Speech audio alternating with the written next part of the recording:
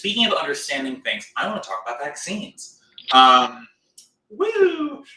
If this video was going to be monetized, it's already just like monetized. That's okay. I'm not making any money from this. So one of the things I've heard a ton about is, well, this vaccine was made lightning fast, and we even had this project.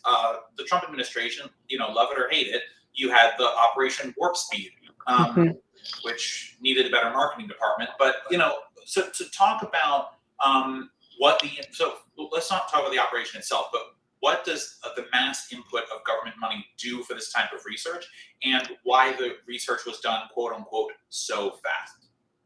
So actually, the development of this vaccine really didn't rely on government funding. It didn't rely on Operation Warp Speed funding. Very careful about that. A lot of research is funded by the NIH, the Department of Defense, and we are very grateful for their funding opportunities. Thank you very much.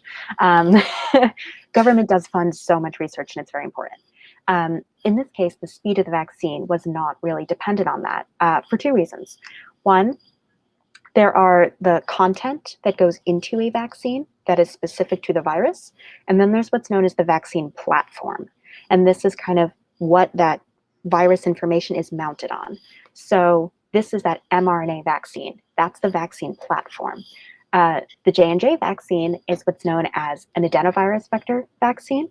The adenovirus is the vector, or it's the platform rather, that we use to give you the vaccine.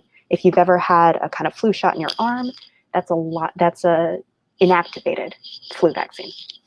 So both of these, the reason this vaccine was able to be so quickly developed is that both of these pieces of information were already kind of in place when the pandemic happened.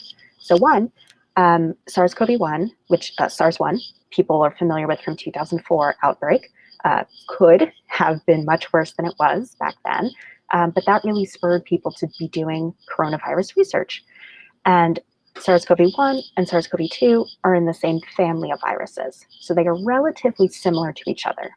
They're not exactly the same, but a lot of the research that had been done could be applied. And in addition, if anyone remembers, there was the Middle East Respiratory Syndrome, MERS, back in 2012. Yes. It's a very similar virus. So the research that had been done for SARS-CoV-1 and for MERS could be applied to how we protected against SARS-CoV-2. So that's point one. Point two is that the mRNA vaccine platform has actually been in development for about a decade now.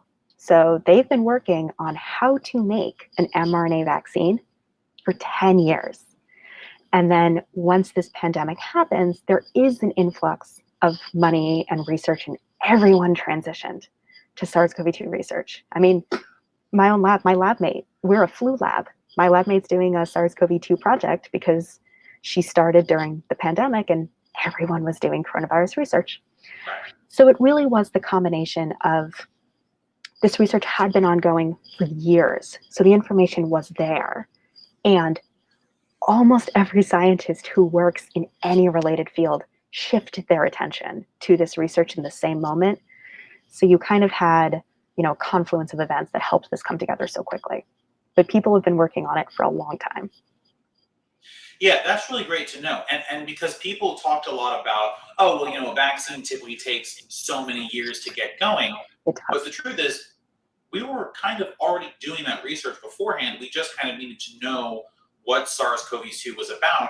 And if I remember correctly, correct me if I'm wrong, I believe that the Chinese government was able to get the sequence out internationally very quickly after the discovery.